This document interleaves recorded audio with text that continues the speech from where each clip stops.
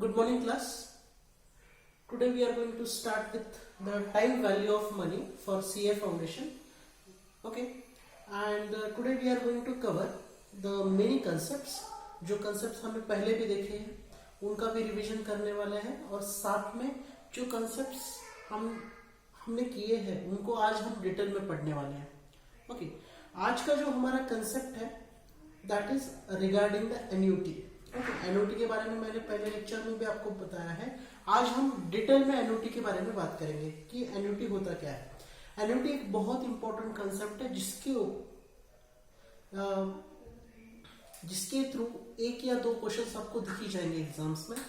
Actually time value of money बहुत important topic है जो नियर अबाउट 13 से 15 मार्क कवर करता है. ओके, तो उसमें एन्युटी का जो कंसेप्ट है उसके ऊपर आपको जरूर क्वेश्चन मिलेगा. ओके, तो एन्युटी को आज हम डिटेल में डिस्कस करेंगे. एन्युटी होता क्या है ऑलरेडी मैं बात कर चुका हूं, लेकिन आज हम थरोली उसको कवर करेंगे. ओके, तो annuity, what do you mean by annuity? Okay, annuity होता क्या है? ओके, अब एन्युटी के बारे में अगर मुझे बात करनी है तो मैं आपको एक चीज बोल सकता हूं. आई कैन से दैट कि annuity is nothing but taking a money और depositing a money. Okay, money receivable और we have to give money to someone after a fix amount. After a fix period we have to give the fix amount. अगर हम कोई fix amount या कोई भी 1000 rupees, 5000 rupees, 10,000 rupees, एक fix amount अगर fix time period में अगर देते हैं या रिसीव करते हैं तो उसे हम कहते हैं एन्युटी. ओके, एन्युटी के बारे में हम क्या कहेंगे? Annuity it can be defined as fixed amount received or deposited in fixed time period. हम एन्युटी के बारे में क्या बोल सकते हैं कि it can be defined as, okay, इसे क्या डिफाइन कर सकते हैं कि फिक्स अमाउंट रिसीव्ड और deposited in a fix time period. यानी फिक्स टाइम पीरियड में एक पर्टिकुलर अमाउंट डिपॉजिट करना है या रिसीव करना है, उसे हम एन्युटी कह सकते हैं. Okay, that can be defined as a annuity. Okay, अब यहां पर देखिए, सपोज आप कोई there is a person name Suresh. Okay, अगर कोई पर्सन है सुरेश.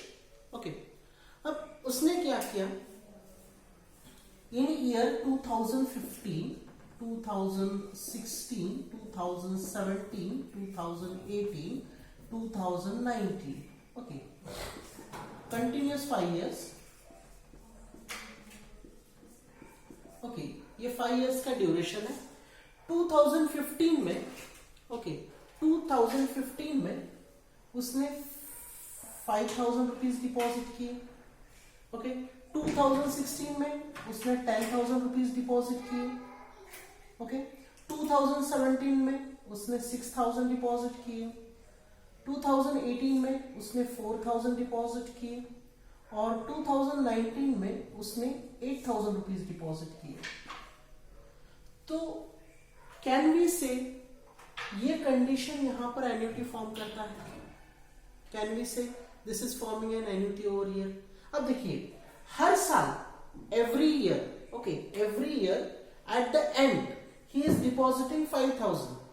2015 के एंड में उसने 5,000 डिपॉजिट किए. 2016 में 10,000 रुपीज डिपॉजिट किए. 2017 में 6,000 डिपॉजिट किए. 2018 में 4,000 डिपॉजिट किए. 2019 में 8,000 डिपॉजिट किए. तो यहां पर हर साल के एंड में कुछ ना कुछ अमाउंट डिपॉजिट किया जा रहा है. ओके, टाइम तो फिक्स्ड है, लेकिन यहां पर क्या हो रहा है कि यहां पर ये जो अमाउंट है वो डिफर कर रहा है. यहां पर 5,000 है, यहां पर 10,000 है, यहां पर 6,000, यहां पर 4,000, यहां पर 8,000 है. यानी आपका जो अमाउंट है वो हर बार चेंज हो रहा है. Every time your amount is getting differentiated, यानी आपका अमाउंट सेम नहीं है, आपका अमाउंट हर बार बदल रहा है। ओके, अब सपोज आपके पास कंडीशन सेकेंड ऐसी, ये आपकी फर्स्ट कंडीशन थी। ओके, तो यहां पर ये एन्युटी फॉर्म करता है?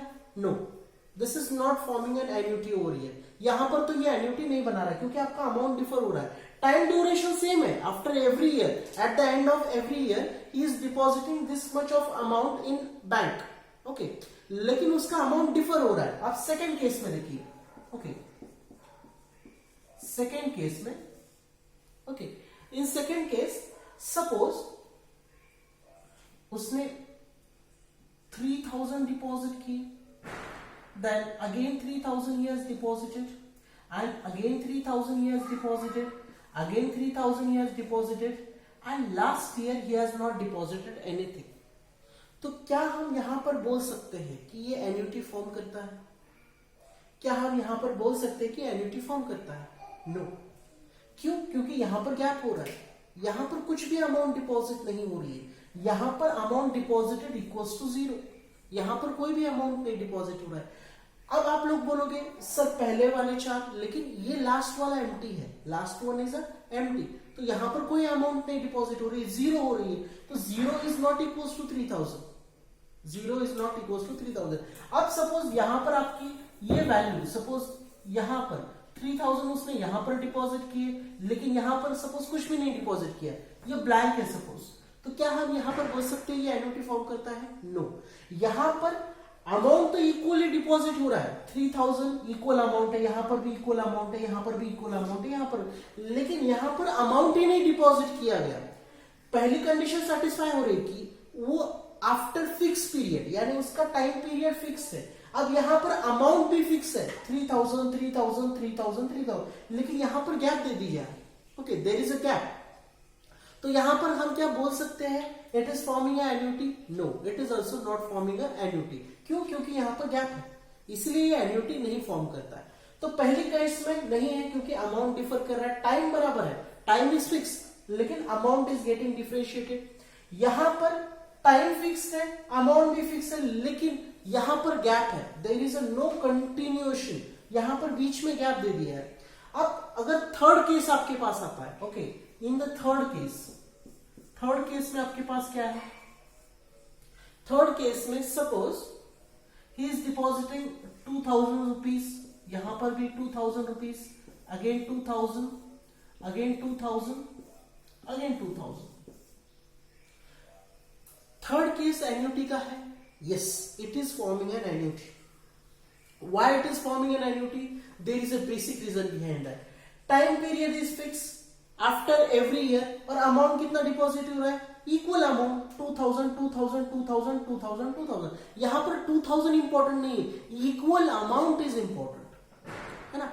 इक्वल अमाउंट और फिक्स पीरियड, है ना? फिक्स पीरियड के बाद, यानी after the end of every year he is depositing 2000 rupees in the bank, है ना? सुरेश हर साल के एंड में 2000 रुपीज डिपॉजिट कर रहा है, तो यहां पर आपका टाइम ड्यूरेशन फिक्स है और आपके अमाउंट भी फिक्स है, तो यहां पर आप बोल सकते हो कि in the third case it is forming the annuity. In first and second case there is no annuity at all. Okay, तो एन्युटी आप समझ गए, फिक्स समय में फिक्स अमाउंट डिपॉजिट करना, रिसीव करना या डिपॉजिट करना, उसे हम कहेंगे annuity, that is known as a annuity. Okay, अब एन्युटी के दो टाइप्स होते हैं, there are two types of annuity. Okay, अब देखेंगे there are two types of annuity. What are they?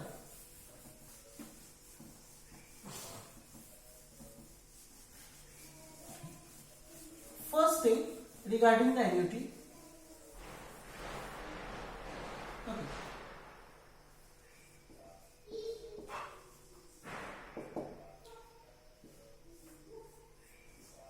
Okay. Annuity will be divided into two types. Okay, देखिए amount हमें initially भी ले सकते हैं या बाद में भी ले सकते हैं, एट द एंड ऑल्सो या in the beginning also. Okay, so annuity regular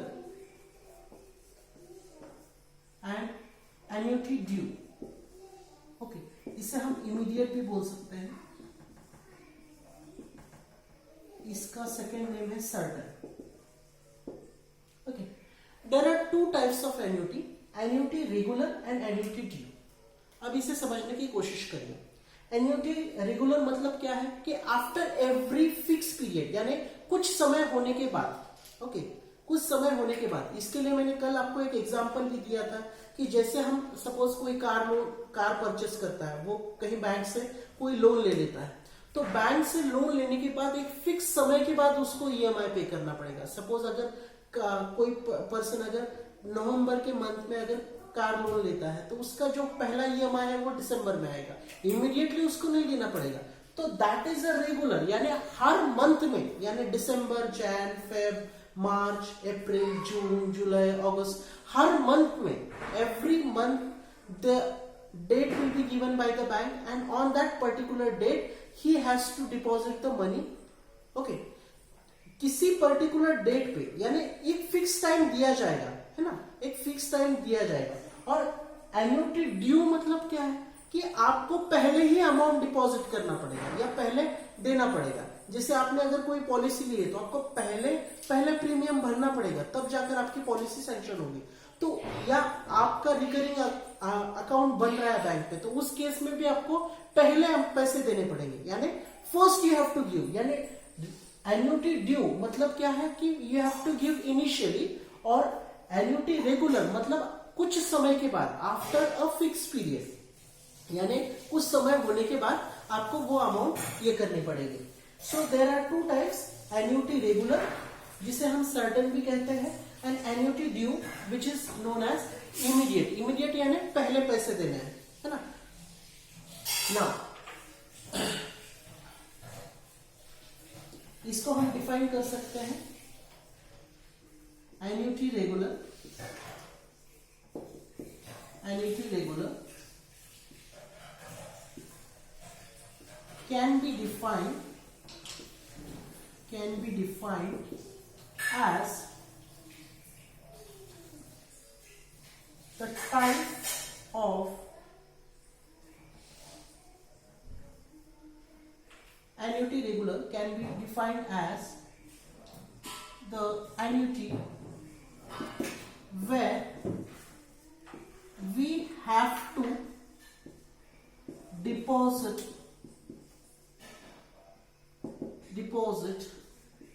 or receive an amount after a certain time period, यानी कुछ समय होने के बाद हमें वो अमाउंट मिलने वाली है। After a certain time we have to receive an amount और we have to deposit an amount. Okay, कुछ समय के बाद। और एन्युटी ड्यू यानी इमीडिएट, इसके लिए क्या है कि आपको पहले अमाउंट देनी पड़ेगी या इनिशियली अमाउंट आपको रिसीव करनी पड़ेगी। ओके, तो यहां पर where we have to deposit or receive the amount in the beginning, यानी हमें अमाउंट शुरुआत में ही देनी पड़ेगी या रिसीव करनी पड़ेगी। It will be in the beginning. Annuity due या इमीडिएट का मतलब क्या है कि we have to receive the amount और we have to give the amount in the beginning. Okay, और एन्युटी रेगुलर या सर्टेन, इसके बारे में हम क्या बोलेंगे कि this is nothing but where we will be getting a certain time slot, यानी 1 महीने बाद, 2 महीने बाद, whatever might be the time period that will be fixed, okay, or at the end of the year, okay, whatever might be। तो ये थे annuity regular and annuity due. Okay, अब हम इसके बाद फ्यूचर वैल्यू क्या होती है उसके बारे में डिस्कस करेंगे। Present value and future value with annuity. Okay, कल हमने विदाउट एन्युटी देखा था, आज हम विद एन्युटी देखेंगे। Okay, so what is the future value? Okay, future value होती क्या है उसको हम पहले देखेंगे।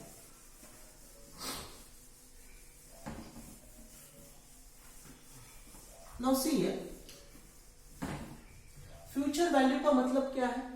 जो अमाउंट या जो भी पैसा है जो भविष्य में हमें मिलने वाला है उसे हम कहेंगे फ्यूचर अमाउंट। ओके, अगर if I am having suppose 10,000 rupees और मैंने वो अमाउंट बैंक में डिपॉजिट कर दिया है, after 1 year I will be getting some sort of money, so उसे हम कहेंगे, कुछ अमाउंट मुझे मिलेगा तो उसे हम कहेंगे future, that will be known as the future amount, है ना।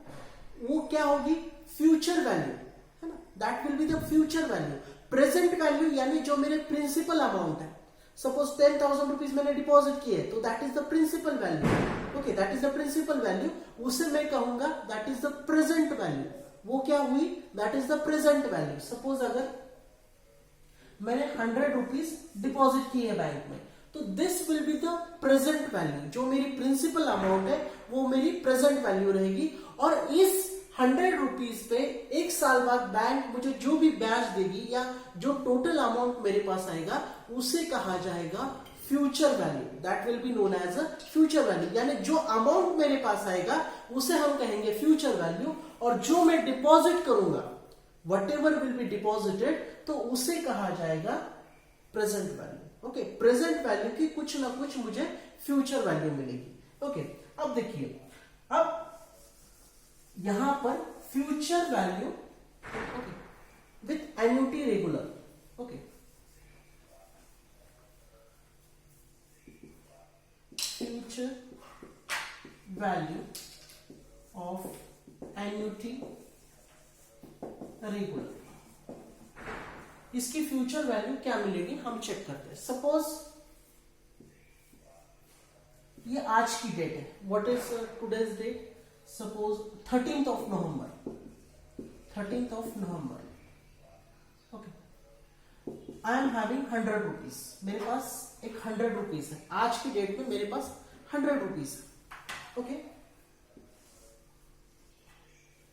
This is 2020, okay, this is 2021, this is 2022, this is 2023, okay.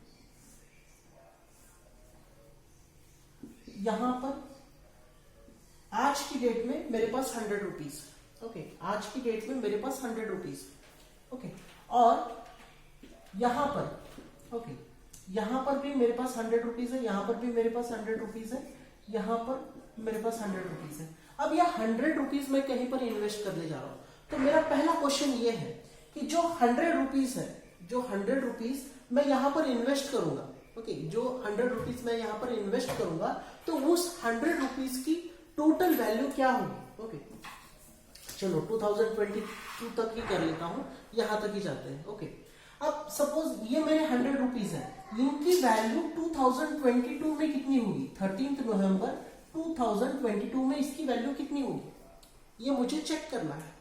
Okay, तो देखिए ये 100 रुपीज जब मैं इन्वेस्ट करूंगा, ओके, तो ये कितने बार इन्वेस्ट होंगे, 2 बार इन्वेस्ट होंगे, यहां पर और यहां पर, यानी मुझे अमाउंट कितने सालों बाद मिलेगी, 2 सालों बाद मिलेगी। आई will be getting the amount after 2 years.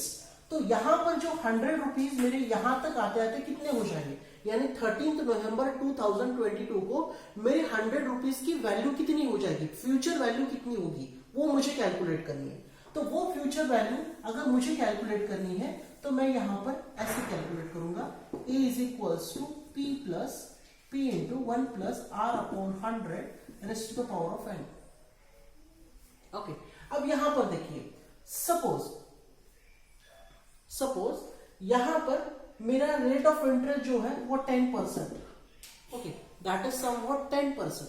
तो यहां पर मैं सबसे पहले क्या करूंगा, यहां पर इसके अमाउंट कैलकुलेट करूंगा, यानी ये जो अमाउंट आएगी 2 सालों के लिए, यानी कंपाउंडिंग होगा, जो हम कंपाउंड इंटरेस्ट का फॉर्मूला यूज करते हैं वही फॉर्मूला से जाना है। तो I will be taking here principal value कितनी है मेरे पास, 100 है, 1 plus R that is 10% upon 100 raised to the power of n, n यानी आपका 2। तो यहां पर आएगा आपके पास 100, this will be 110 upon 100 raised to the power of 2, so this will be 100 into 110 into 110 upon 100 into 100। तो यहां पर ये दोनों कैंसिल हो जाएंगे, यहां पर ये 0 ये 0 ये 0 ये 0 कैंसिल हो जाएंगे, आपके पास आएगा 121। यानी यहां पर मेरी इसकी वैल्यू 121 हो जाएगी। कितनी हो जाएगी मेरी वैल्यू? 121 हो जाएगी। अब इसकी वैल्यू कितनी होनी है यहां पर? ओके, वो कैलकुलेट करेंगे। तो that will be again a is equals to p in bracket 1 plus r upon 100 raised to the power of n। तो यहां पर हो जाएगा p that is 100 1 plus r कितना है मेरे पास? 10% upon 100 raised to the power of 1, क्योंकि एक साल के लिए हो रहा है। So that is equals to 100 in bracket 110 upon 100। तो दिस विल गेट कैंसिल, तो मेरे पास आ जाएगा 110। तो ये वैल्यू कितनी आ गई मेरे पास? 110 आ गई। ठीक है, अब यहां पर देखिए, अब 100 121 और ये 110, ये वैल्यू तो चेंज नहीं होगी, ये 100 की वैल्यू 100 ही रहेगी। तो यहां पर मेरे पास पूरा अमाउंट कितना आएगा? ये आएगा 1, ये आएगा 3, यहां पर ये आएगा, यानी यहां पर आते आते इस 100 की वैल्यू कितनी हो जाएगी? 331 हो जाएगी, यानी इस पूरा मिलाकर। तो इसे कहा जाता है future value. So this 331 is nothing but the future value. इस तरह से हम कैलकुलेट करते हैं। Okay, so hope that you have understood. Okay, will stop here.